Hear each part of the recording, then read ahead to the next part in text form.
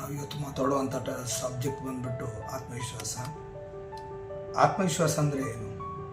ಆತ್ಮವಿಶ್ವಾಸ ಅಂದರೆ ನಾವು ನಮ್ಮ ಸಾಮರ್ಥ್ಯದ ಮೇಲೆ ಮತ್ತು ನಮ್ಮ ನಂಬಿಕೆಗಳ ಮೇಲೆ ಇಟ್ಟಿರುವಂಥದ್ದು ನಂಬಿಕೆ.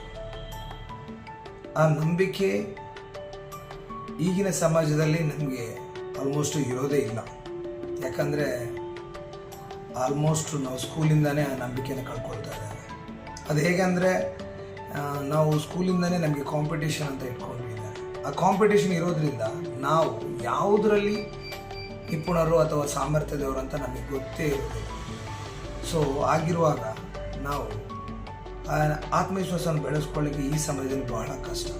ಯಾಕಂದರೆ ಸ್ಕೂಲಿಂದನೇ ಆ ಪ್ರಾಬ್ಲಮ್ ನಮಗೆ ಇದೆ. ಸೊ ಆತ್ಮವಿಶ್ವಾಸ ಇದ್ದರೆ ನಾವು ಏನು ಬೇಕಾದರೂ ಸಾಧನೆ ಮಾಡ್ಬೋದು. ಆತ್ಮವಿಶ್ವಾಸ ಅಂದರೆ ಹೇಗೆ ಅಂದರೆ ಆತ್ಮವಿಶ್ವಾಸ ಇದ್ದರೆ ಹೇಗೆ ನಮಗೆ ಆಕ್ಸಿಜನ್ ಬೇಕು ಅದೇ ಪ್ರಕಾರ ಆತ್ಮವಿಶ್ವಾಸ ಅನ್ನೋದು ತುಂಬ ತುಂಬ ಮುಖ್ಯವಾದ ವಿಷಯ.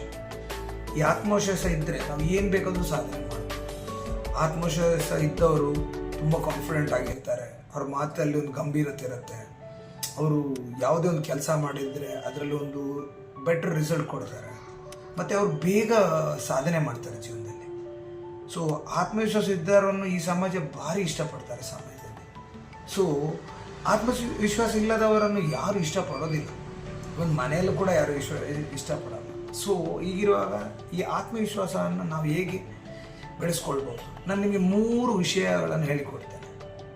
ಇನ್ನೂ ಇದೆ, ಬಟ್ ಆ 3 ವಿಷಯಗಳನ್ನು ನಾನು ಹೇಳಿಕೊಟ್ರೆ ಅದರಲ್ಲೂ ಸ್ವಲ್ಪ ಆತ್ಮವಿಶ್ವಾಸ ಬೆಳ್ಕೊಳ್ಬೋದು.